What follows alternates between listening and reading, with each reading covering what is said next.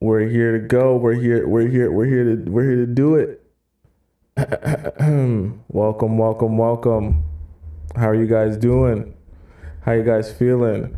I had a little bit of a different intro today for those of you guys who are unfamiliar with how we usually get things started. I started up a little bit differently on TikTok for you guys. Oh, sorry, let me get rid of the echo there. I started a little bit differently on TikTok for you guys. I hope you guys were able to enjoy the different intro there. Okay. Is there? Sorry, let me get rid of the echo. My apologies. There we go. I hope you guys were able to enjoy. Let me know if there's still an echo. I hope you guys were able to enjoy the different startup. I tried to switch it up and make it a little bit more interesting for those of you guys on TikTok. I see Madison in the YouTube chat was like, yo, he's late again. I was kind of late, just making sure I could figure out the intro. That way, when we get started, when we get in here, everyone's kind of already in here, and then we can get going as soon as possible. Okay. So I want to make sure we can all do that. Let me get rid of this. Okay. So did you guys enjoy the intro? I hope for those of you guys on TikTok, I hope you enjoyed the intro. Cherie says the intro was cool. I see SA said it was very interesting, but nice. Okay. I'm gonna try to add some stuff to it. But T said this is beautiful. Yes, so calming. Okay. Good. I'm glad you guys enjoyed the intro. I'm gonna try and I'm gonna keep it in there, and I'm gonna make it even better. It's gonna be, I'll make some stuff, like a really interesting interactive experience. Okay. I'm glad you are all with me, and see, this is the beautiful part. We get start right away. I don't gotta wait for anyone. Okay. So let's get started. You know how we do it. To get started, we do roll call. So if you're here, you're participating in the chat, you're participating with me and everyone else in the chat, you got to say here or present so that I know you're paying attention. You're participating with me and participating with everyone else in the live stream. Okay, beautiful. Okay, I want everyone saying president here. That includes those of you on YouTube, because those of you on YouTube are part of the experience as well. Just as much. Okay. So I need everyone telling me they're president. I see Madison's here in the YouTube chat. Madison's been waiting. She's been waiting. She's like, you're late today. She's been waiting. Obviously, SH is here. We got Charisse here, my top two students. Enlightened Nate says, your head looks so small today. I think it's the type of hat I got on. It's really compressed on the head top, the type of hat I got going on. Don't worry. Probably tomorrow I won't have no hat on because I'll have a haircut. It's just I be having so much to do every single day. By the time I be like, yo, I'm trying to hit my barber up for a haircut, it's just crazy. And I got to come on here looking like properly for you guys, Okay, so I'm glad everyone's here. Of course, we had Brianna number one again. Oh yeah, for those of you guys who didn't know in the TikTok chat, Brianna is one of our brand new moderators. So she'll be able to moderate in the chat along with SH and along with Charisse. So if you have any questions that are commonly answered, they'll likely be able to answer your question. You don't got to DM them like personal questions, but like as it relates to the live stream in the chat, if you have a question for them, you can definitely feel free to ask them. And if they answer your question, then just take that as the answer. Okay. So let's get started today. Today, we're going to be talking about, for those of you guys who didn't get a chance to see it on YouTube, how to tell if he's using you. Okay. Specifically today, we're going to talk about 7 signs that you will be able to tell if he's using you. 7 signs to tell that he's using you. Okay?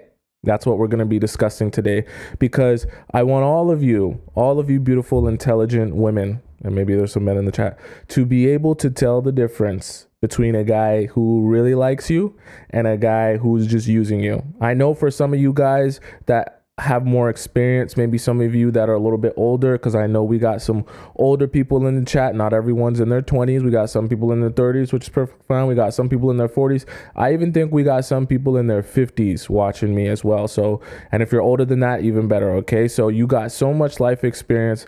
I understand that some of the things that I probably mentioned, you'll be like, oh, I already knew that, that's easy for me. Of course, straightforward, right? But keep in mind, we all are only able to understand those things and understand relationships by experiencing them. So at one point we didn't know those things. So maybe some things might be new to you. Maybe some things you might have already experienced before. But I guarantee you, if you listen for long enough, you'll probably learn something or open your eyes, or I don't know, something will click for you. It's never a bad thing to have more knowledge and more information. Okay. So this will be a really good topic. I'm actually not going to introduce all 7 of them. I want to take our time with them, and then as we go along with them, you guys will be more introduced to them. Okay, don't pay attention to my small head today, with my small hat. Okay, so number 1, we have comfort. Okay, number 1 is comfort as it relates to how to tell if a guy is using you, or sorry, not. I had yesterday's list out. Oh my goodness. Sorry, that was from yesterday's list. Okay. Sorry, I had yesterday's list out. I try to prepare as much as I possibly can, so I got my notes out and everything. This is for today's notes, okay? So number 1, we have inconsistency. Okay. Number 1, we have inconsistency. Okay. Now, some of you guys might be like, oh yeah, well, pretty straightforward. If he's inconsistent with me, of course, he's not really interested in me. And of course, he's probably using me. But a lot of us don't really understand what inconsistency really means. Okay. Because a guy can treat you well. A guy can take you out on dates. A guy can be respectful towards you, right? A guy can show and tell you that he wants to be with you, yet still be inconsistent. I think a lot of times when we imagine inconsistency, we imagine someone like ghosting us or not texting us for like an entire week. You know what I mean? Just something like extreme. But I want you to understand also the people that are treating you well when they're around you can be inconsistent with you. And keep in mind, there's a difference between being inconsistent and genuinely like having obligations and responsibilities and being busy and not being able to be with you and around you 24/7, right? Even someone who is busy or has a schedule, in the process of being busy and having a schedule, can, if they care enough about you, they can let you know, hey, I got this going on, I got that going on. So I'm just letting you know ahead of time that, you know, I won't be able to hang out, I won't be able to talk, I won't be able to whatever, right?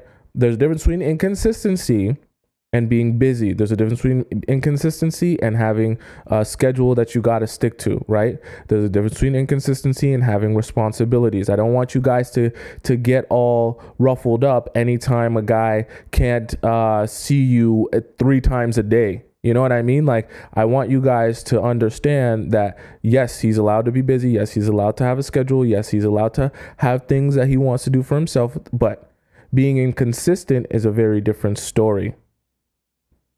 Okay. I'm gonna elaborate on the difference. Okay. Being inconsistent, right? Because you can still be inconsistent and be a nice guy. You can still be inconsistent and be a respectful guy, is really about the fact that they are only usually only giving you attention or paying attention to you or caring about you when it serves them. And when it doesn't serve them, they aren't that bothered about you or what's going on with you or your life or anything about you. Okay. So I'll give you an example. Okay. Inconsistency would be if you were to go out on a date with the guy. Okay. And he's like, okay, yeah, you know, leading up to the date, right? Let's say a couple of days before, a day before, right? He's texting you and all that good stuff, right? Because it's leading up to the date and he knows he wants to see you. He wants to secure the date, all that good stuff, right? So he's texting you. You understand him to be a particular person, right? So he texts you, he calls you, he keeps up with you, all that good stuff. You guys go on the date and let's say you guys don't have sex. Oh, I don't want to say sex. You don't have pineapples. Okay? Or actually, let's even say that you do have pineapples. And then after the date, right? All of a sudden, he goes back to his personality or the way he deals with you or approaches you changes. Because beforehand, before you guys went on the date and when you guys hadn't had pineapples, he was more than willing to go out of his way to text you, and more than willing to go out of his way to call you, and more than willing to go out of his way to, oh, I'll pick you up in the car. Oh, I got this, but I'll move it around so that I can be with you, so that we can hang out, or whenever you want, whatever time is good for you, this and that. He was super accommodating, nice and respectful, right? So you understood that as his baseline. And then all of a sudden, after you guys had pineapples together and you gave him your Squirtle, now all of a sudden he's really busy. Now, all of a sudden, he's got a lot of work stuff going on. Now, all of a sudden, he's got this massive schedule to keep up with. And you don't really hear from him for about a week or so, okay? Like barely even hear from him, barely even get texts, definitely don't get calls. And then after about a week and a half, you get this flood of text messages and calls. What are you up to? Where you been at? Yo, why you don't talk to me no more? Oh, I just been busy. Yo, you trying to go out? You trying to come over to my place? What are you trying to do today? Like, and they'll usually text you, right? They'll text you or they'll call you or they'll speak to you and be like, yo, I apologize for not being able to check in or whatever the past couple of days or the past week. Can we hang out today? Can we hang out tomorrow? Can we hang out in an hour? Right? And that's inconsistency, because the flood of messages and calls and text, when it's like, okay, we're going to meet up. Can we meet up? I want to meet up. So now my personality is going to be of someone, I can make time for you. Oh, I had a work thing, but I can move the work thing. Oh, I had a family thing, but I can move the family thing. Oh, I was supposed to do this, but no, I'll hang out with you instead. When it comes to, he's ready, right? He's ready. But at the times where maybe he's not ready, he's got other things to tend to, maybe he's just bored of you, maybe he's not that interested, okay? All of a sudden, his personality changes. All of a sudden, his approach changes. So now you're getting this inconsistency in character. Do you understand what I mean? Right? The inconsistency I'm talking about is not just the schedule, because someone can be busy one week and then be not busy the next week. It's the inconsistency in character. Okay? LaFemme said, my heart's been broken by a dusty guy. Well, I hope this will stop for you forever. Right? It's the inconsistency in character that you have to be even more aware of. Because if he's inconsistent with this character, it's more than likely because he's using you for your Squirtle. Okay? Because a man who's really interested in you, a man who really wants you, and I'm talking about genuinely interested in you and genuinely wants you not just for your Squirtle, but wants to be with you, is going to be consistent in his character. So whether he's busy or not, he's still going to try to make time for you, right? He's still going to try to call you. He's still going to try and be around. He's still going to try and schedule his time with you. Even if he's so busy that he can't call you or text you or message you or whatever, he'll at least get ahead of it and schedule out time with you, block out time with you, or let you know that he's going to be busy. Right?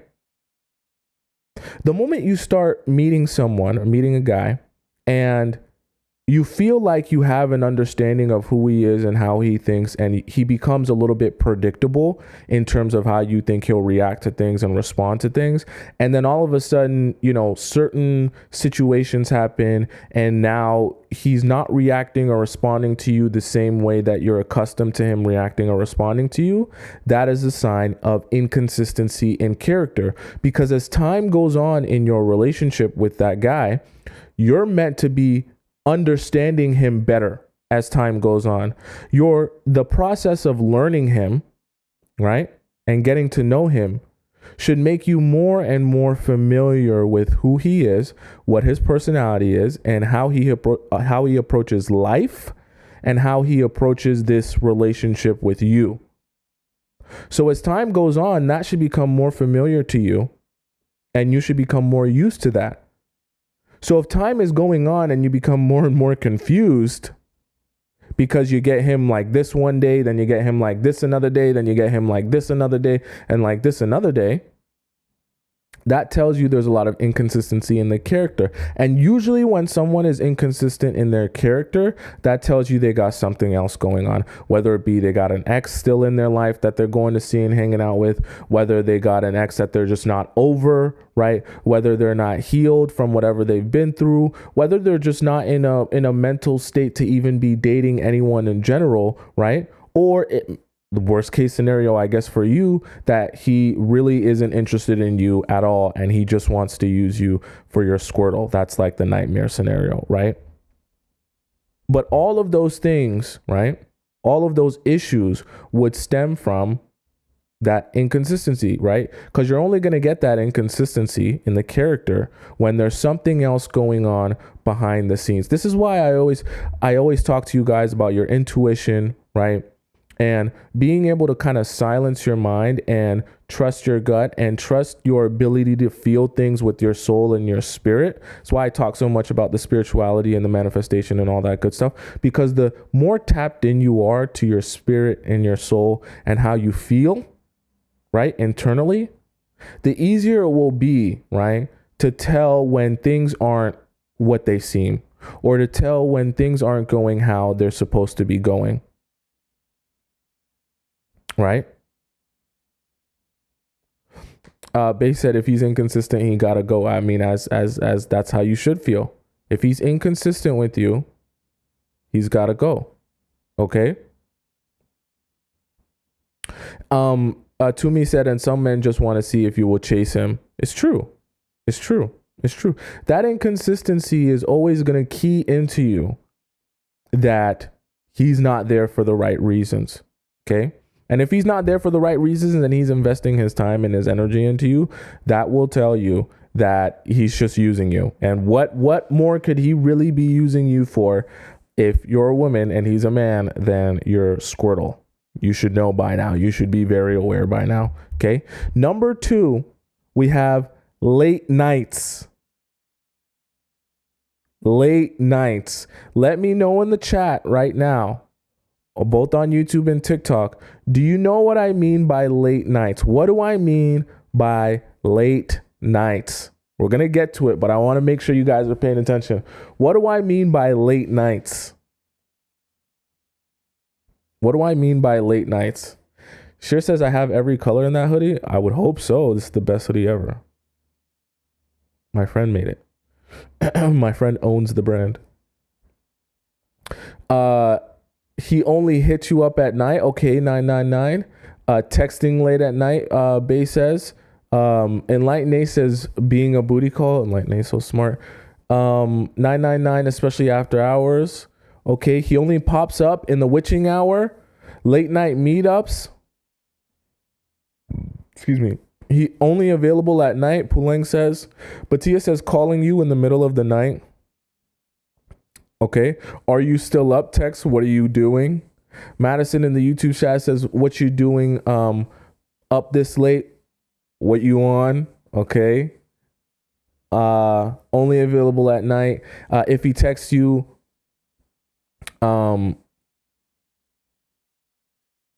is he the one? Oh, sorry, I couldn't read that right. Only asking to hang out at night. Okay. J-Lo says I don't even respond at night. Good. You guys are so smart. So smart. Late nights, what I'm referring to is the idea, not the idea. Late nights is when guys are texting you or calling you specifically late at night to hang out right now, right this second. They'll usually present it to you as if the desire just has been burning inside them and they're hitting you up or texting you or messaging you right now at the second because the desire is so great and so unbelievably strong that there is no choice for them but to see you right now, this second, right? They're usually not going to tell you, hey, my desire is underneath my waist and it's about 2 inches and it's rock solid. That's the desire I'm talking about, right? They're usually not going to say that. They're going to make you feel like the desire is really about their desire for you. and the person that you are, and that they just, you're just such a princess. You're just such an amazing, beautiful woman, and intelligent mind, that being in your presence would literally satisfy them and fulfill them to the fullest. That's how they'll usually try to present it to you. But after a while, you'll get to realizing that if they're going to hit you up only when it's late at night, it's because he's really trying to use you. That's really what's happening. He's not hitting you up late at night because you're the most amazing, special person that he's ever met. Because in reality, he could hang out with you perfectly fine at 2 p.m. on a Tuesday. He could hang out with you perfectly fine at 6 p.m. on a Wednesday. He could hang out with you perfectly fine anytime during the day when the sun is out. So the idea that he would specifically only text you and call you when it's late at night should tell you a lot about how he really feels about you. Because there's really not too much great conversation that you're going to have in a car late at night.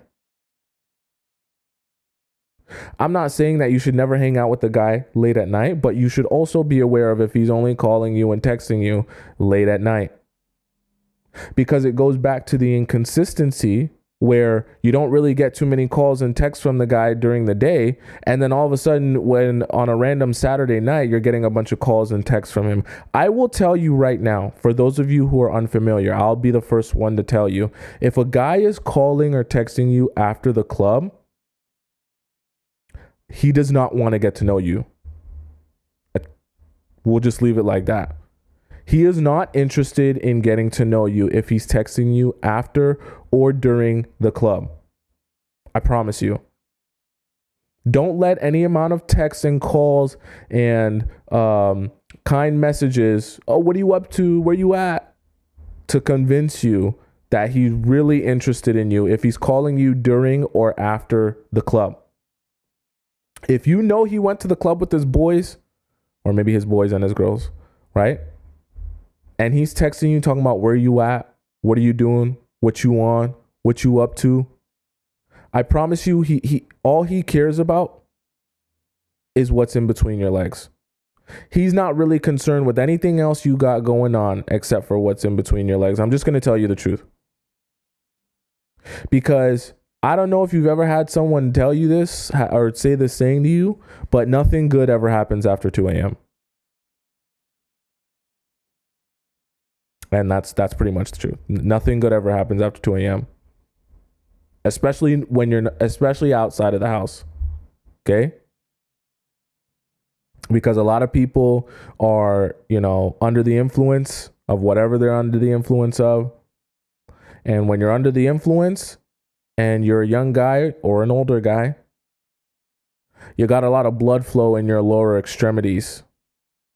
And you got very little blood flow up here. I'm just telling you the truth. I'm telling you the truth because I've been there. I'm not telling you the truth because I'm a perfect person. I'm telling you the truth because I've been there, right? You got a lot of blood flow in your lower extremities and not a lot of blood flow going up here. So the guys are ready to stick their 2-incher inside anything that's moving, anything with 4 limbs.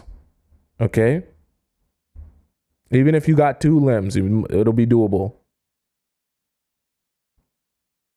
But I want you to understand this. The reason I'm telling you this is because I want you to understand, don't allow them to get you emotional about the situation, right? Or to be so desperate for their attention or their validation that you allow them to it's essentially kind of love bombing their way back into your life or into your squirrel. Okay? Right? Don't allow, because the thing is, they're never going to call you at 2 a.m. and be like, yo, I just want to smash. Yo, I'm just trying to do it. Unless you guys have that rapport, right? Unless you guys are doing a friends with benefits thing, right? Assuming you're not, assuming he's selling you a dream, which majority of them are, I'm sorry to tell you, but assuming he's selling you a dream and he's calling you at 2 a.m., he's not going to say, yo, I want access to that Squirtle. He's going to say, yo, I miss you type, yo, shawty, yo, the way I miss you, girl, yo, you've been on my mind crazy, like, yo, yo, I can't stop thinking about you, yo. Like you gotta slide through on me, yo. When you gonna pull up on me for real, shawty? Like, I mess with you heavy type shit, yo. You just a different type of girl, yo. Like, you the type of girl I need in my life, yo. When you gonna stop playing with me? They love that one. When you gonna stop playing with me, girl, yo? You play too much, yo. Like, you know I want you. Like, you know we supposed to be together type, yo. Me and you type, yo. We supposed to be against the world, yo. You play too much. That's how they'll present it to you. That's how to present. But you see, I see the way everyone's reacting in the chat. You see, that's how it makes you feel, though, because it gets you emotional, right? And this is a learned behavior that guys go through. This is a learned behavior because the guys realize, yo, if I don't even have to be that amazing or that smart or that intelligent or that good looking or that, I just got to be smooth.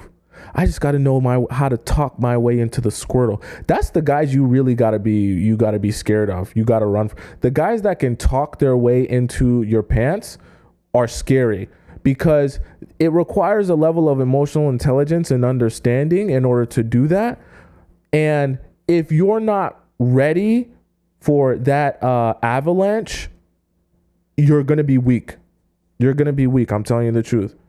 Because what guys are trying to do, they're trying to get you so emotional about the situation. They're trying to get you to focus on how you feel, focus on how much they care about you, focus on how much they want you, that you get caught up in all of the emotion and you stop thinking logically. Because the logical part of your brain would tell you, if he's calling me at 2 a.m. and he hasn't spoken to me any other time during the week, there is nothing in particular he wants to talk about. He don't have no heart to heart that he wants to discuss. He don't have no situation that he wants to discuss. There wasn't no damn revelation that he came to that he wants to discuss. He wants to discuss what's in between my legs. If you sat back and were real with yourself, you would easily be able to identify that. But a lot of times you get emotional about the situation. How many of us have gotten a call or text from a guy late night and actually met up with him, even though we know we shouldn't have? This is honesty hour. This isn't time for us to cap. This isn't time for nobody to lie. We all got to be real. How many of us in the chat, let me know if you've ever gotten a call or a text from a guy late at night and you still met up with him? Okay. Shara said, not me. Okay, I'm glad you never had to go through that. Elena says, unfortunately, yeah. Alicia says, sadly. Yeel says, me. Okay, Kalira says, never me. Okay. J-Lo says, I fell for that, but I wanted some, so I went. Okay, if it's a friend with benefits, that's fine. For a year, Ayana says. Oh my goodness, I love that name too, Ayana. I love that. I left them right on scene. I'm glad you did, Nora. Madison said in the YouTube chat, he stood me up actually, then asked to come see me the same night, and you accepted. Oh, goodness. I love the honesty, though, but that is tough. That is tough. That is tough. Vicky said, so don't fall for it anymore, though. I'm glad you don't. Someone said, Pretty said, I'm not leaving my bed. You come. I mean, it kind of works the same way too, right? Because sometimes the guys also know, I mean, whatever's the most convenient, right?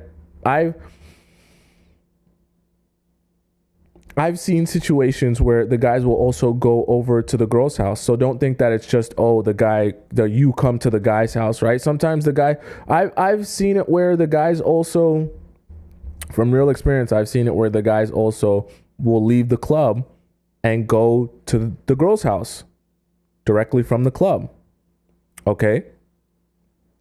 Right. So it's kind of all the same. It's the same thing. Calling you up late at night, asking, yo, what are you doing right now? I'm trying to see you right now, this second.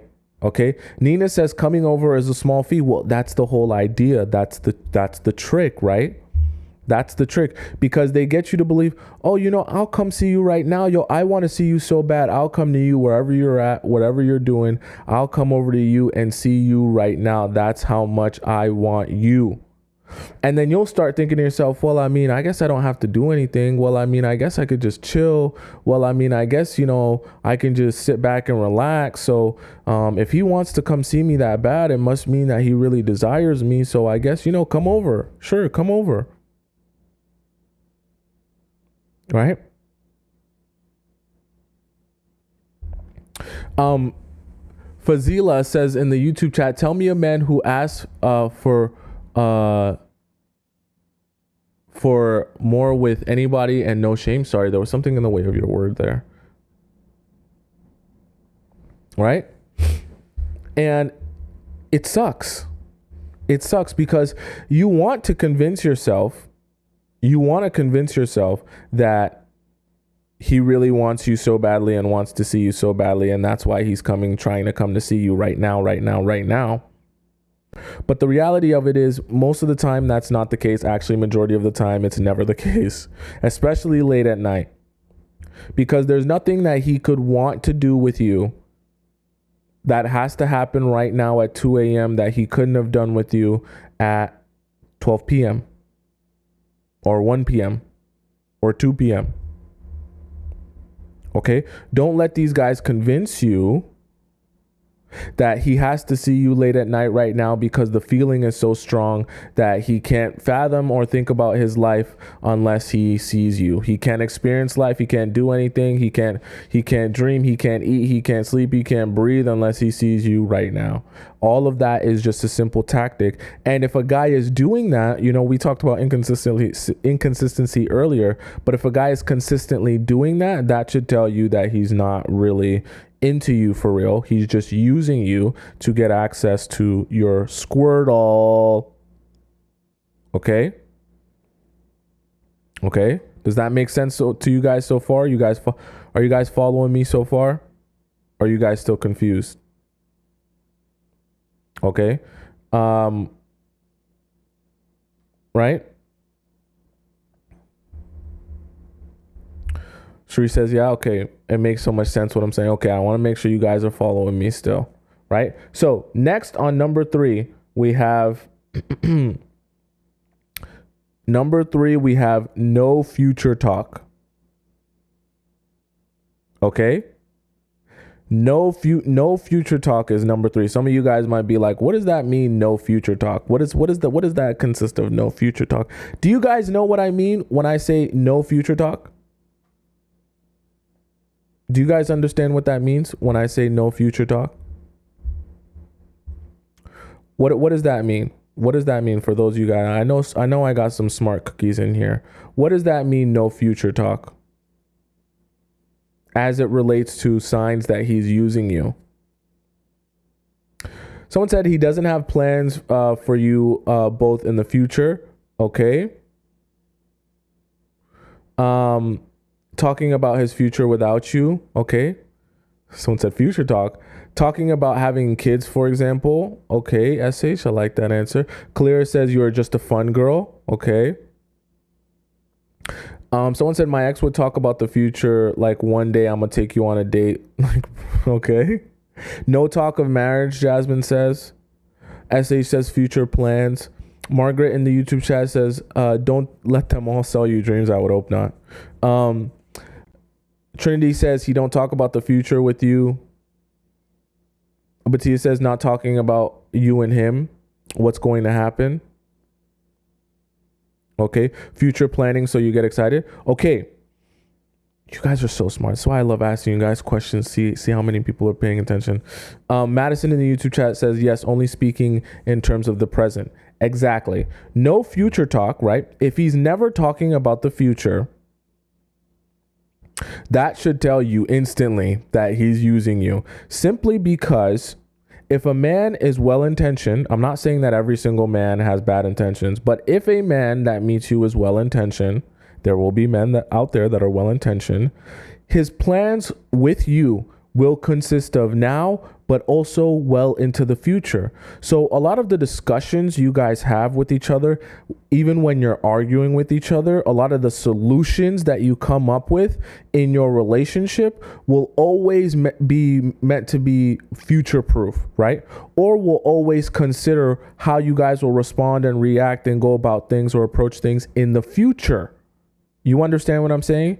Everything that your relationship consists of and is about will be focused on how you guys are going to carry that into the future. So if there is a particular thing that you're doing, right, or that he doesn't like, or that he doesn't appreciate, or even a particular way that you disrespect him, you better believe he's going to address it right away. And then he's also going to explain to you that part of the reason he's addressing it, or part of the reason it's important to him, is because he doesn't want this to go on into the future. Someone said, is this live? It is 100% live. I can see your comments. Right? And he doesn't want this to go on into the future. You'll hear him in his arguments talk to you about the future, because even the solutions and the arguments you guys have will also be focused on how to avoid those same arguments or fights in the future. You'll hear him talk about when he's happy, he'll talk about the future, right? And how to sustain that happiness, how to keep that happiness, how to keep those good feelings going, right? How to keep that fire going, right?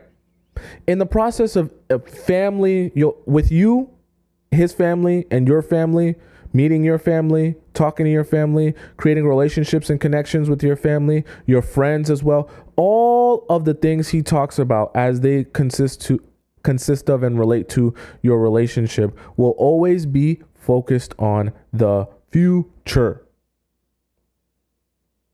Because if he's planning to be with you for the quote unquote rest of his life, it's going to be important what's happening now, but it'll also be even more important that things are adjusted and learned and understood for the future, so that the good things continue to happen and the bad things don't happen as much, right?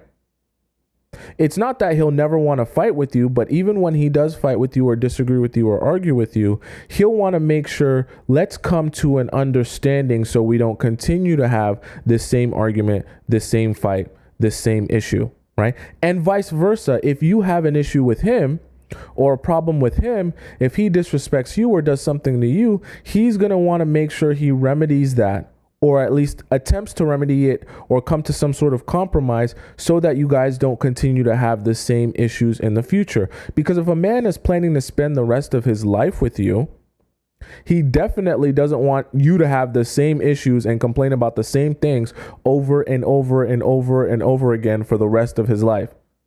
Right? He's going to want to come to some sort of understanding, solution, or compromise with the issues that you have with him, so that you don't continue to have those issues, and vice versa. He's going to be very concerned or focused on any issues that he does have with you to make sure they get remedied, or you guys can come to some sort of compromise, so that your relationship can continue to be good on into the future. So if you notice that a guy is always talking about, I don't really want to think too much about the future. I just want to focus on right now. I'm not really thinking about who I'm going to date 5 years from now. I just want to focus on right now.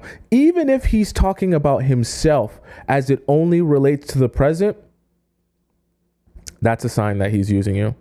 Even if you ask him questions like, where do you want to be within yourself? Like in your career, in your job, in your life, where do you want to be in 5 years? And he tells you, I'm not thinking about that right now. I'm just focusing on the present right now. I'm just worried about right now in this second. There's nothing wrong with being present, but if you don't have a plan for the future, if you don't have a plan for your life, life is going to take you wherever it wants to take you. The only people that are ever successful or get what they want are the people that plan for the future. And I guarantee you, the only men that get what they want are the people that plan for the future. So one of two things is happening. Either you're with a man who has no direction, in which case I guarantee you'll be unhappy as a woman. Or you're with a man who's only thinking of the present simply because he doesn't have any plans for you or himself, or both, going into the future. Either way, you're doomed in that scenario, right? Because if he's only with you for the present and only focused on the present, right? And he's not thinking about the future, I guarantee you there will be no future, right? Because you can't get what you want if you don't know what you're shooting for. It's impossible. You have to know what you're working towards to work towards anything, even in a relationship. This is why I always tell you guys, good relationships take work. They take a lot of work, right? Being desirable to men takes work. It takes a lot of work. Being desirable as a man to woman takes work. It takes a lot of work. If you want to have a good, healthy relationship, it's going to take work. There is no version of a good relationship where you just sit back on your couch and eat potato chips and your man loves you and cherishes you and is loyal to you and rubs your feet every night. You're going to have to work to get him to desire you as much as possible. He's going to have to work to get you to desire him. You guys are both going to have to work together to keep the fire lit, to keep the romance there, right? To keep the relationship strong. That takes work. So if a guy is only focused on the present with you and never thinking about the future because he doesn't want to stress him out, he only wants to focus on right now, the future doesn't matter, well, he's not shooting for any sort of relationship with you.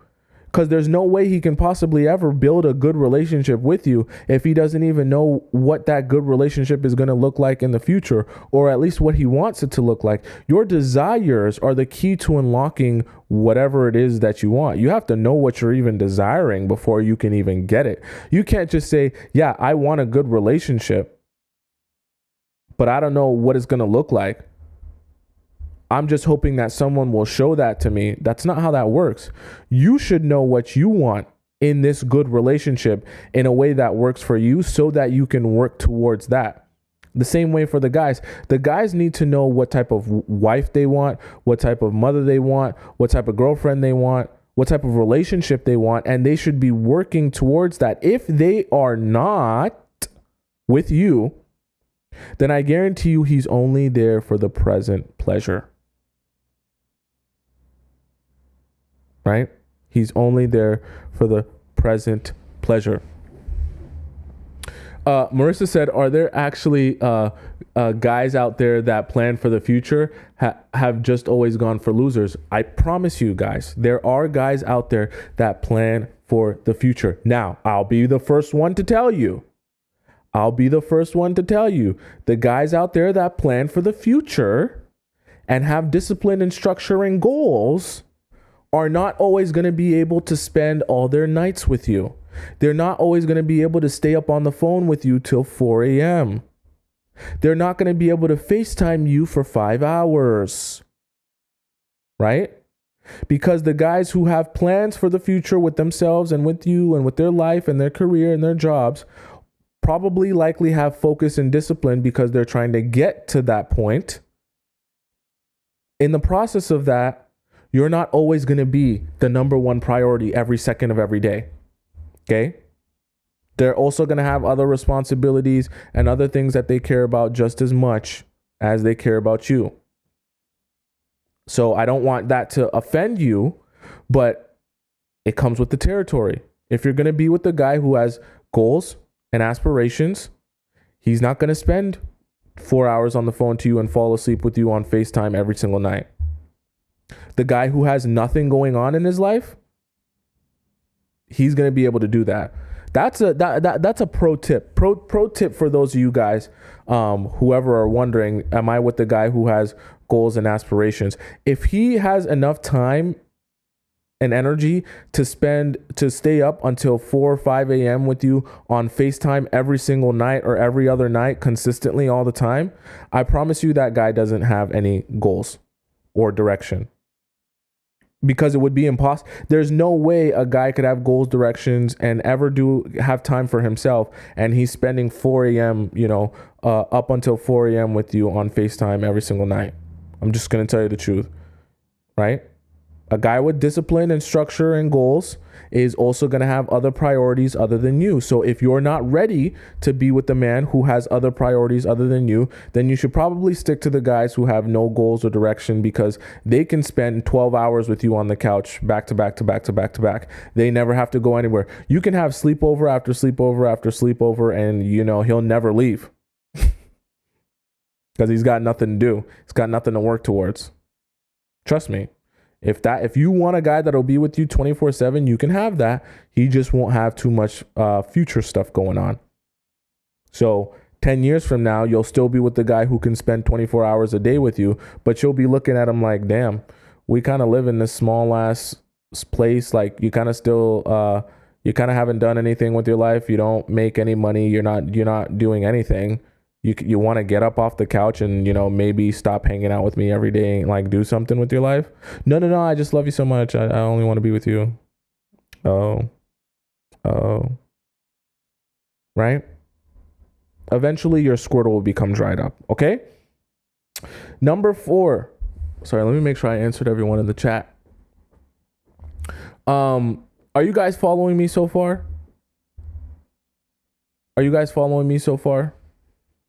Does that make sense? I think someone said, where can I find guys that are focused on the future? This is where you kind of have to go out. Like, you have to go out to places where guys with goals and directions will be. This is why I always advise you guys, if you want to find someone who already knows their passion and is striving for something and has goals, you probably want to find someone who aligns with something you're already passionate about. So for example, if you're super into art, you probably want to go to a museum because you can find someone who is also passionate about art. And then you won't have to worry, does this guy have goals? Does this guy have direction? Because likely his passion will be the direction that he has his life turned towards, right? And at the same time, you guys will share that passion. So it'll be very easy to connect with each other on something, right? If you're going to the club 24/7, it'll be a lot harder to find a guy who has direction or goals outside of just going to the club. La Femme says, I like dancing though. If you like dancing, then go to dance classes. Go to a salsa class. Go to what else they got? A Latin class, right? There's classes where they teach you dance moves and stuff like that, and people join those classes. There's other ways, guys, women. I say guys just as a plural. There's other ways to meet people other than going to the club and the bars, right? If you go to the club and the bars, I'm not saying that everyone in the club and the bars is a bad person, but if you go to the club and the bars and you're expecting to find your perfect guy, you know what I mean? You're shooting yourself in the foot, because a lot of times your perfect guy is not going to be in the club or the bars. Like, let's be for real. You can go there, but just don't go there expecting to find the love of your life. It's just, you're being a little bit unrealistic, to be honest with you. And there's plenty of places. I had someone ask me this the other day. Oh, I don't even know where to go outside of the club. That's why I always go to the club. That's why me and my friends always hang out in the club. There is plenty of places to go and hang out outside of just going to the club or go to the bars. Guys, this is the 21st century. A lot of you guys are watching me on TikTok. Some of you guys are watching me on YouTube. You can go on TikTok now. You don't even have to use Google anymore. This is how easy your life is. You're living a microwave society. You can go on TikTok and literally type in things to do in my city, whatever your city is. If you live in Toronto, Ontario, like me, type in things to do in Toronto. If you live in Dallas, Texas, things to do in Dallas. If you live in the UK, things to do in the UK, things to do in Manchester. You want to go on a date night or just something fun, a fun outing. Date night in Manchester, UK. Date night in Los Angeles, California. Date night in New York.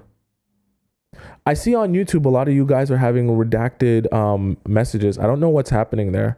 I'm not sure what's happening there. Not sure why the message is retracted. That's strange. But very easy for you guys. Right? You guys are smart, intelligent people. If you want to know what things there are to do, you can easily go on TikTok. There's thousands of videos, especially if you live close to or around a major city. There's plenty of videos that will tell you good places to eat, good places to have fun. There's even people that make pages specifically for date nights that aren't going to the club or a bar or a restaurant. Right? You just have to do the job of looking. See, the problem is a lot of you guys aren't looking, and you just assume the only way for me to meet people is to go to the club or the bar because you're lazy. Remember what we talked about yesterday? Laziness. Laziness will hurt your relationships. You're lazy. That's why you don't bother searching up or trying to figure out any other places you can meet people outside of just the club and the bar. And then you wonder why you keep coming across the same type of people who would treat you like the guys, the way I'm describing guys treat you if they're using you. You're going to a bar to meet a guy, and then you're wondering why the guy only wants a one-night stand. You think that guy went to the bar? Think from the man's perspective. Do you think that man went to that club or that bar thinking, gee golly, I hope I find the love of my life and the woman I'm gonna make the mother of my children tonight? Gee golly, I hope I meet a swell old awesome young lady who treats herself with respect and is kind and I can cherish and take care of for an eternity. Gee golly, I can't wait to meet that girl tonight. Be for real. Be all the way for real. He got ready that night with his I don't even want to start cursing. He got ready that night with his pencil erect, hard as a rock. He had to tuck it in to his belt just so he could walk outside because he was so fired up to get a one-night stand tonight. That's why he went to the club or the bar. He didn't go there thinking, I'm so excited to meet the love of my life. I'm so excited to meet the woman of my dreams. I'm so excited to meet the girl that's going to be the mother of my children. No. That is definitely not why he went to the club or the bar. Just going to be real with you. So by the time he meets you, don't brainwash yourself into thinking that, oh my God, he met me at this club and this bar and now he knows that I should be the mother of his children because I'm so amazing. Oh, this is so amazing. No. Actually, he just wants to smash. Let's be so for real. Now, obviously, like, don't take what I'm saying to an extreme that, if you meet a guy at a bar or a club, just automatically assume he's the worst guy ever, because there's obviously nice people and friendly people and kind people that do go to clubs or bars. But I just want you to just be more for real with yourself. The likeliness of you going out to a club or a bar and meeting someone who is actively super ready for a relationship, will treat you with major respect and, like, you know what I mean? Like, just be the man that you need him to be is less likely. You're more likely to come across the type of guy you're looking for by going somewhere like a museum, or going somewhere like a painting class or a cooking class or an art class or whatever class, right? There's plenty of things to do. There's bouncy castles, there's rock climbing, there's laser tag, there's the virtual reality game places, there's arcades, there's movie theater. There's so many things for you to do in a city. Even if you live in a small city, a lot of times you might live in a small city or the suburbs and there's a larger city that's an hour away from you or 45 minutes from you. You can drive there and go out there. There's book clubs. There's all types of different things if you would only do the work of actually trying to, like, go to those places. Okay? Definitely 100% possible. Sorry for going on a rant about that, but it just makes me mad, because I promise you guys, like, there's lots of great places. You guys be like, where are the good men? There are no good men. There are no good men. Well, if you spend all your time at the club and the bars, of course you're going to think there are no good men, because all the men you meet at the clubs and the bars are trying to smash tonight. Even the good, honest men, like, they go out to the club with the intention of, I want to smash a girl tonight. So it's like, how do you expect to meet them in any capacity where they're ready to be with you when they've already left the house wanting to smash tonight.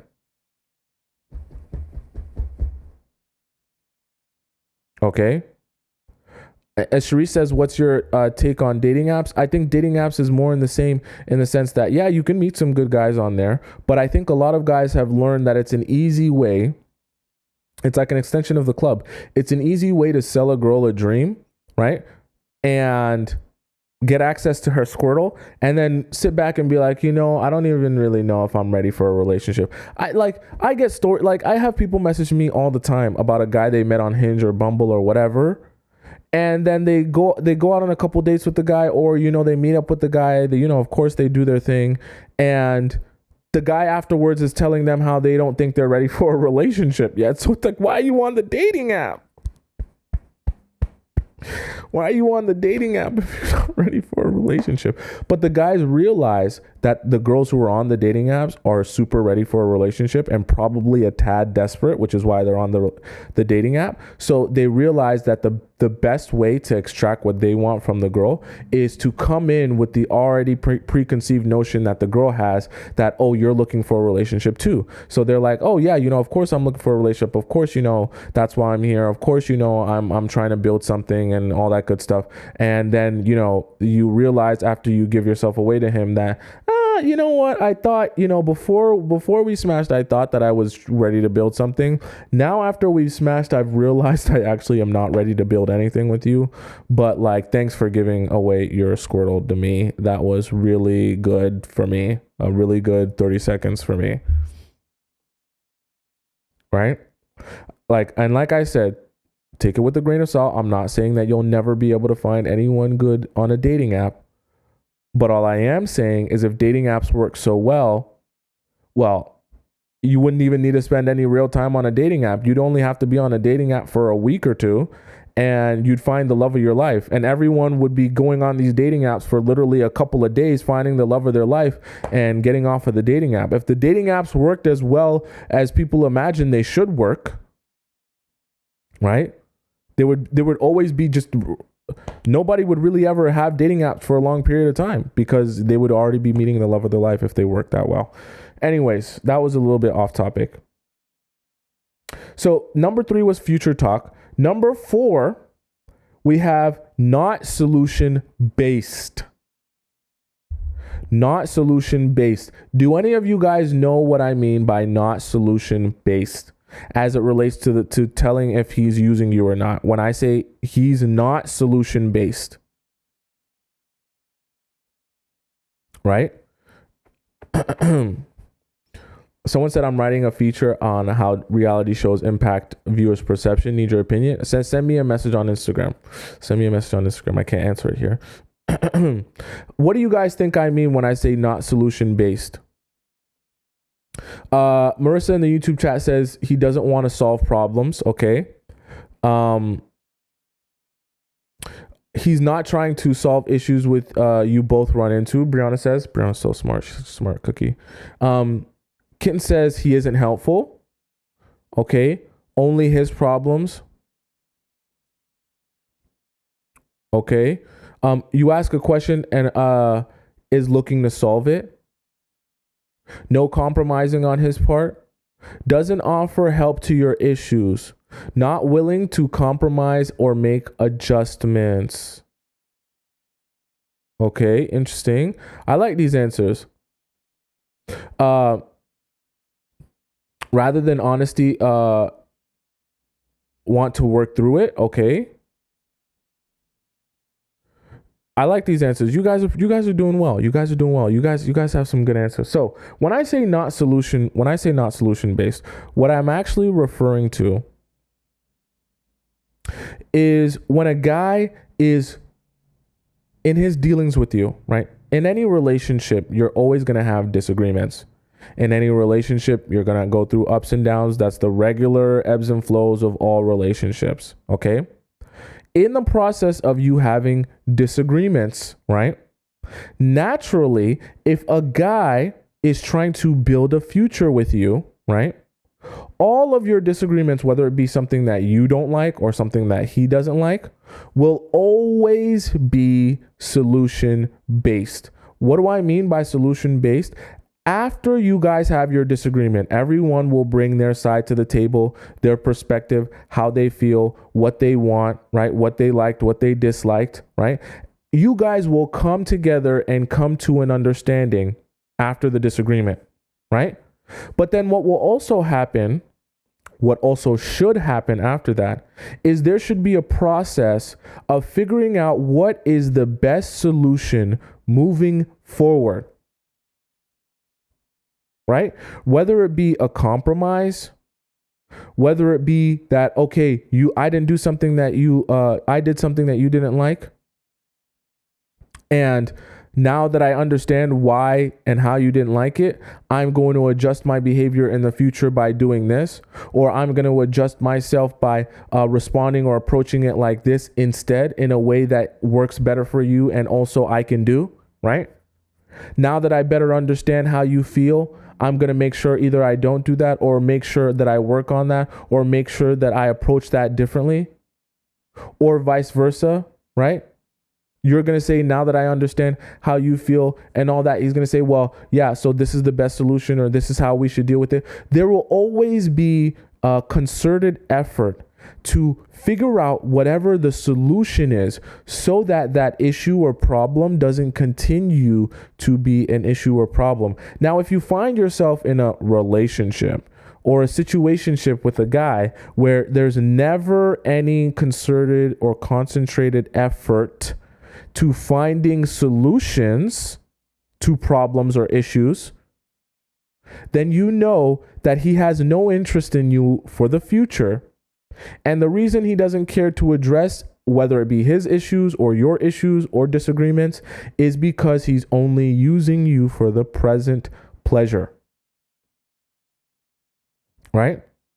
Because when all he wants from you is to satisfy his present pleasure, he doesn't care whether or not you guys come to an agreement or an understanding on these particular issues. He doesn't care whether or not you feel happy or satisfied with the compromise that you guys make. He doesn't care whether or not he even addresses the things or issues that he has problems with.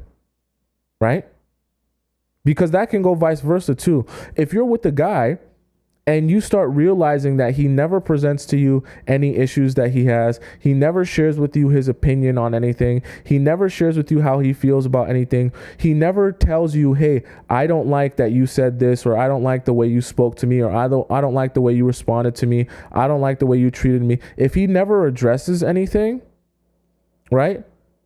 If he's never confrontational, or lets you, I don't even want to say confrontational, if he never lets you know, hey, I have issues with this, I don't agree with this, I don't like this, that should tell you he's not addressing it because he doesn't even care enough to address it, because he doesn't want a future with you.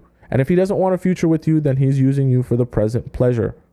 Because if I don't want a future with someone, why would I bother to address any of the issues I have with them? If I'm not trying to build a future with you, it's pointless for me to address any issues that I have with you. I'm going to throw you away in a couple of weeks, or I'm going to throw you to the side once I go back to my ex. Right? Think about it for yourself as well. Let me know in the chat for yourself as well. If you were, for whatever reason, let's say you were going out on dates with a guy who was like trying to wine and dine you. He was trying to take you to all the fanciest restaurants, all the most beautiful, amazing places, but you really just weren't that interested in him. On top of that, you were probably still involved with your ex. Right? Imagine you were still involved heavily with your ex. You still had a lot of love for your ex, still wanting to see your ex, still thinking about your ex. And this guy's spending $200 on a date with you. And imagine on the date, he says something that you don't like, or he does something that throws you off. Are you really going to bother addressing it when you know you're most likely going to end up back with your ex? Or you're going to go back and see your ex or spend time with your ex because you know you and your ex are likely getting back together? Are you really going to bother addressing it or letting him know that you have a problem with something that he said or he did? Right? Are you really going to bother addressing him in general or confronting him about any issues that you have? Right? Brenda says no. Batia says no. Right? Most likely not, because what's the point? If you know that your feelings and where you want to be is somewhere else and not here, and you know this isn't your end destination, why would you bother putting forth effort to trying to correct a situation with someone or an issue with someone when you know this relationship or this situationship is only going to last but so long? It's human nature. If I don't see myself building something with you, why would I go through the effort that it takes to like figure out these different situations, right? Why would I go through the effort that it takes to come up with solutions? Because that's painful, right? Having tough conversations and coming up with solutions to problems, right? And sitting down and listening to someone say, I don't like when you did this. I don't like how you did this. I don't like when you said that. I don't like how you treated me. I don't like how you responded to me. I don't like. Sitting down and hearing someone say that to you is tough. It's not an easy thing to do. Okay?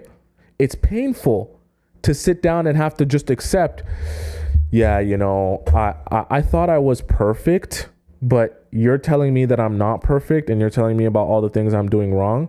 But because I love you and I care about you and I care about this relationship, I'm going to have to sit here and take it and accept it and fix my behavior because I did something. It's literally painful. It is painful. It's an ego hit to accept that you did something wrong, right? To accept that you're not perfect, to accept that you treated someone in a way that wasn't good, right? And have to sit there and work on the problem or admit that you need to work on something or change something or adjust something. Nobody's going to want to go through that if they're not actually preparing for the future or trying to build something with that person. Okay? So if a guy's never talking to you about solutions or trying to figure out solutions to your problems or your issues, I guarantee you he is only using you for his present pleasure. Okay? Madison said, but some guys give solutions and still ghost. There was a guy once that still argued with me, then went to New York with his now girlfriend the next day. Well, I won't say that. See, here's the thing. It kind of, these things kind of work in the opposite direction. So what do I mean by that? When I talk about the signs, the 7 signs that he's using you, right? All of these things, if they're happening, will clue you into, excuse me. If these things are happening, right? There is 100% possibility that he's using you because these things can't exist unless he's using you. But obviously, like he says, like Madison says, not every time that they exist necessarily means that, he's definitely 100%, like, for example, he's not solution based. This guy was solution based, so that should mean that he's not using me, right? It can still work in the opposite direction, right? There can be guys that don't exhibit this behavior that are still using you, right? But 100%, if he's showing you this behavior, it can only be because he's using you. If that makes any sense, right? It's not like he can exhibit this behavior to you, but he's really taking you seriously and wanting to be with you. So my point being is that anytime you see this type of behavior, that should clue you in to the fact that there's something going on. Nicole said, what are the 7? You got to be here as soon as we get started because I'm already on number 5 now. I went through 4. So you got to go on YouTube to rewatch the live and see what the other 3 were. So number 5. Number 4 was not solution based. We got number 5 is calculated attention. This is a tricky one. Do you guys know what I mean? What do you guys think I mean? I want to make sure you guys still paying attention. Do you know what I mean when I say calculated attention? What do you guys think I mean when I say calculated attention? What do you guys think that means? The dreaded hot and cold, Medina says. Consistency, Okay. Being intentional with his attention. Being intentional with his attention. Okay, I like that. Just ask simple questions. Just ask us simple questions, okay?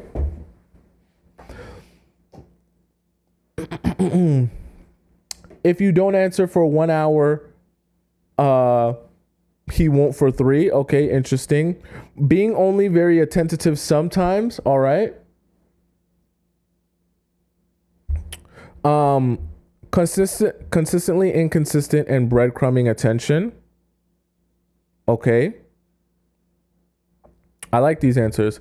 Marissa in the YouTube chat says either hitting you up only at night or planning when they hit you up, like stringing you along. You guys are so smart. Someone said apple cider vinegar. What does that mean? I just had a shot of that this morning. What do you mean by that? Calculated attention is, in a sense, love bombing, but even on a deeper level, right? Because like I've been telling you guys, men get, there is a learned behavior that men develop where they understand that the best way to get access to you is to feed your ego. Okay? Now, feeding a woman's ego is going to be very different from feeding a man's ego, right? Because feeding a woman's ego is going to consist of selling her the dream that she wants to exist, making her feel like that dream is existing and happening, so that I can use that to my advantage and extract what I want from her. Right? So when I talk about feeding your ego as a woman, right? The men realize that if I make her feel like she's the only one in the world for me, and I only want her, and I desire her so much, and she's such an amazing person, I make her feel so beautiful, so loved, so cherished. I make her feel like Cinderella, like I'm her Prince Charming here to sweep her off her feet, and she's Cinderella with a glass slipper, and there's no one else that I could possibly think of on this planet Earth but her, right? I'm essentially getting her so emotional, right? And validating her so much to the point where she believes, oh no, this is my moment. This is my Cinderella story. This is my Wattpad story. This is my smut book. This is my Disney princess movie, right? And that emotion, that overwhelming amount of emotion, pushes you to make decisions without actually sitting back and thinking of the decision that you're making, right? For example, giving your squirrel away to a guy that you really don't know that well, but just assuming that you guys have a good connection because of how you feel right now in this present moment, right? How you feel in this present moment, right? Being overwhelmed with all these emotions and not being able to sit back and think logically will convince you that, yeah, you know what? In this present moment, the right decision is to give my squirrel away to a guy who I don't really know. And trust you me, most of the time that you're giving your squirrel away to these guys, even the guys that you're dating, you don't really know. And we did the math. We did an amazing calculation. I think it was 2 live streams ago, where we basically, I won't go through the whole calculation for you guys, but trust me, the math is mathing. It's so real. For those of you guys in the chat, you better tell people that math is real, because we did a calculation that if you go on 3 dates a week with a guy for 3 months straight, right? You go on 3 dates a week with a guy for 3 months straight, and those dates each last 3 hours each for 3 months straight, that calculates out to spending a total of 4.5 days with that person, right? I'm going to say it again because it seems kind of shocking and it seems like it doesn't make sense. You can do the math on your own time or go back to 2 live streams ago when we talked about it. We did the math together. 3 dates a week with someone each date lasting 3 hours for 3 months straight only adds up to a total of 4.5 days spent together. So I want you guys to, and the reason I did that calculation together with everyone in the classroom is because I want you to understand what's really happening and really going on when these guys are telling you that they fell in love with you after 1 week. When these guys are telling you how they fell in love with you after a couple of days. When these guys are telling you how they knew when they laid their eyes on you that they wanted you to be the mother of their children. Or it was love at first sight. No, it was love at her booty. It was love at her amazing booty cheeks. That was what the love was. Okay, let's be so for real. Because there's no way that you ever knew anything real about the person in order to determine if that would be someone you would want to make your wife or the mother of your children. It's just not possible.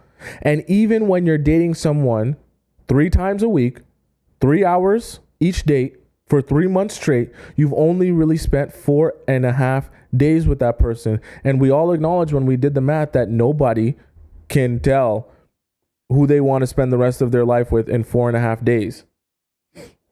Right?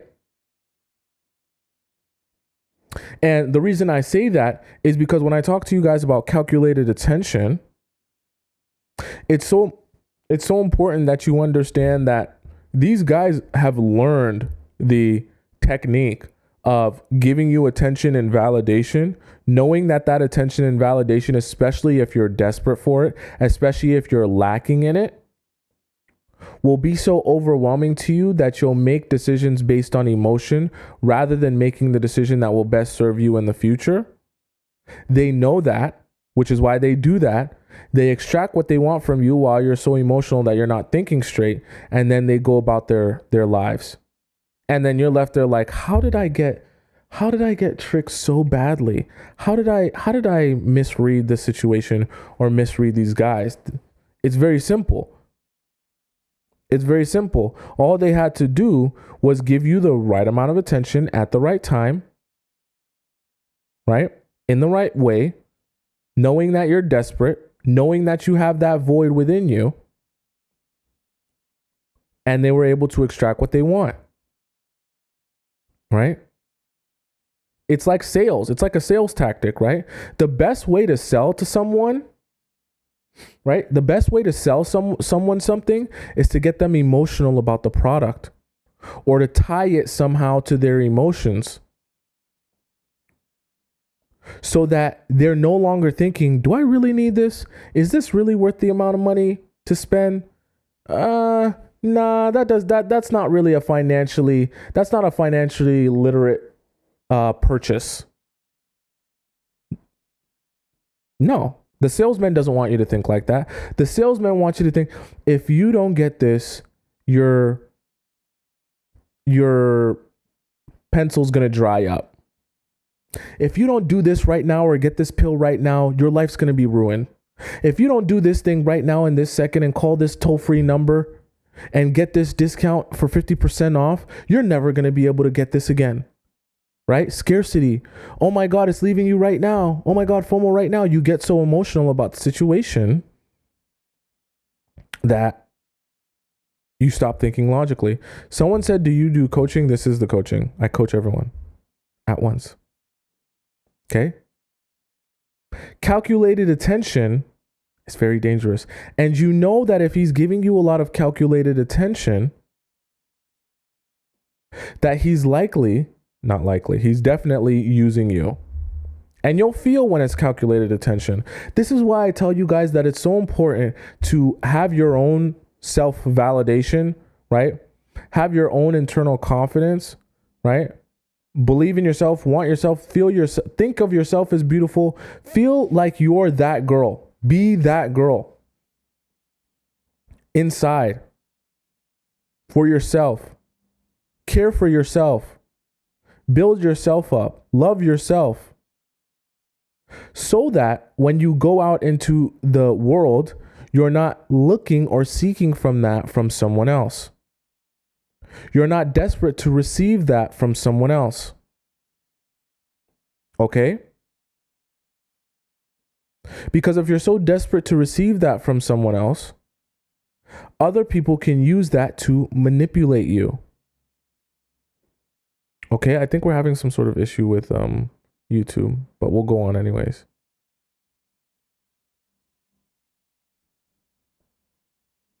Okay?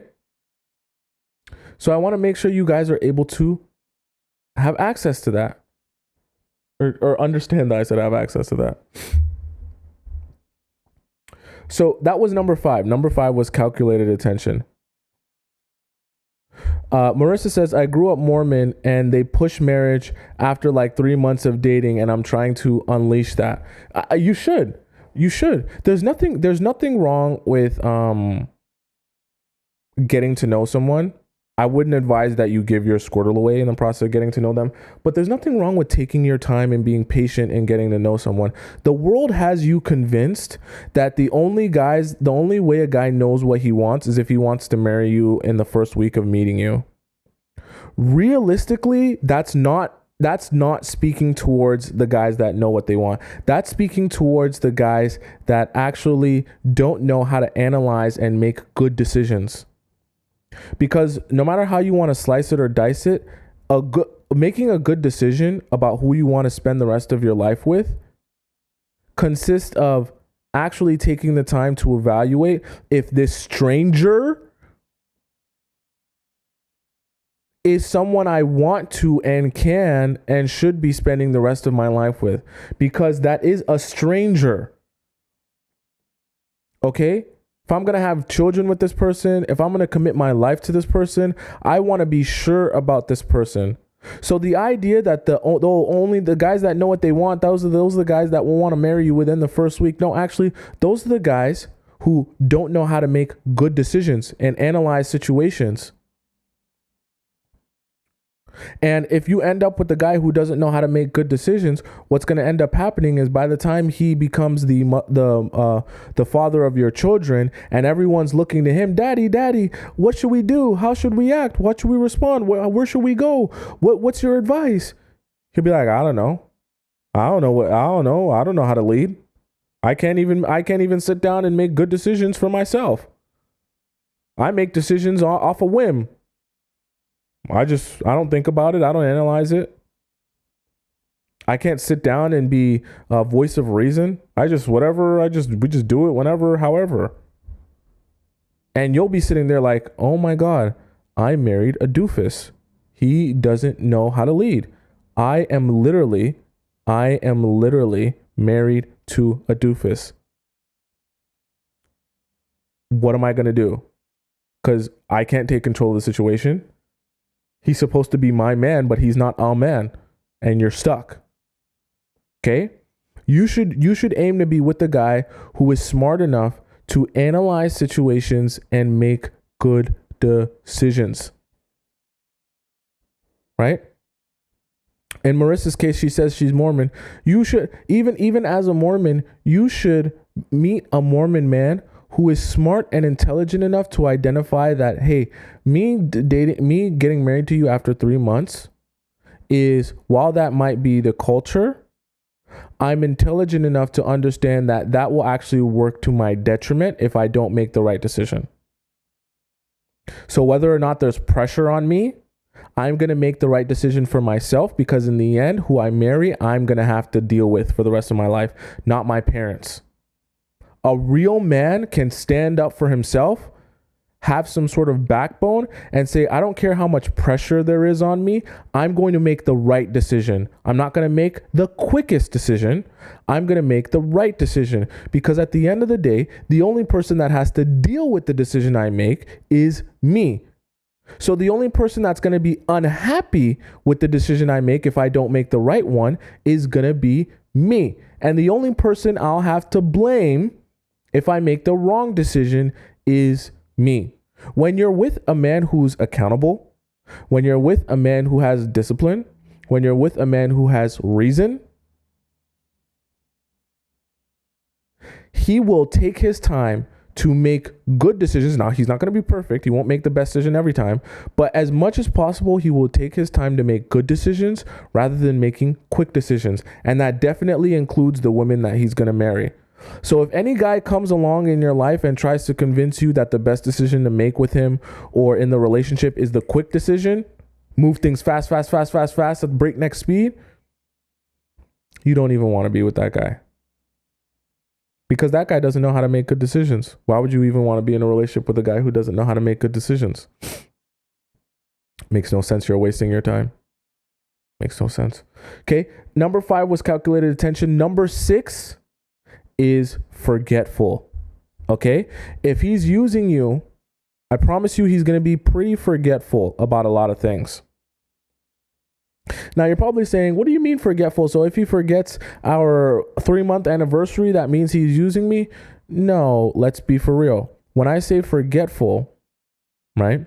What I mean by that is you'll start to notice, and this is where I say you really have to be tapped into your spirit and your intuition, because you'll be able to feel it.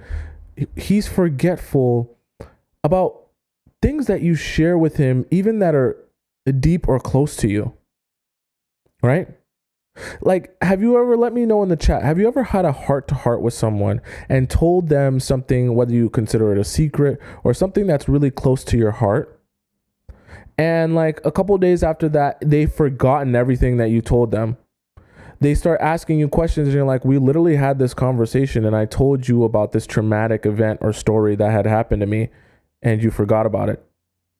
You don't remember? We literally had a heart to heart. And I told you about this thing and how super deep it was and important to me it was. And what I went through in that situation. And they're like, oh, my bad. I forgot. You're right. Right? But Tia says yes. Kalir says exactly, you're not the priority, right? It's true. It's true. Because here's the thing. When a guy is forgetful about things that are important to you, and when I say important to you, I mean close to your heart, like experiences that you've had, things that you've went through, right? And he forgets those things when you tell him those things or you share those things about you, I can be the first one to tell you it's because he doesn't care. And if he's still spending time with you, and he doesn't care about you, he's just using you for his pleasure. It's the honest truth. It's the honest truth. He's just using you for his pleasure. Because truthfully, any man, any person, any human being who truly cares about you and you tell them something that's super traumatic or deep or close to your heart, they're going to remember that. It'll be impossible for a man to love you truly and you tell him something so deep, something so intimate, something so important and close to your soul that you wouldn't share with anyone else. It would be impossible for him to love you and forget that, like a fart in the wind. Because when you're important to him, right? Your life becomes important to him. The things you care about, the experiences you've been through become important to him. It's impossible to forget when you truly care for someone, the things that they share with you that are deep for real. For real. They just become etched in your brain because there's this amazing thing about like the human soul where the people that we love the most, we can empathize with the most. And so when they feel pain, you can feel that pain also. When you really love someone and they're in pain, you can literally feel that pain in your soul. It's a connection that we can't see or touch or feel. Well, we feel it with our soul and our spirit, right?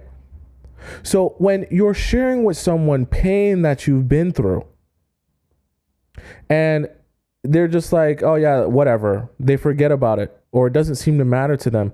It's because they're not truly deeply connected with you, or else it would be impossible for them to not feel that same pain.